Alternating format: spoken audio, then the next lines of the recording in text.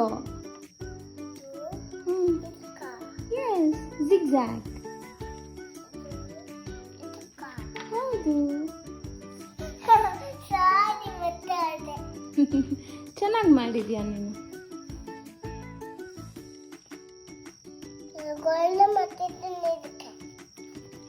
gold net ಇರುತ್ತಾ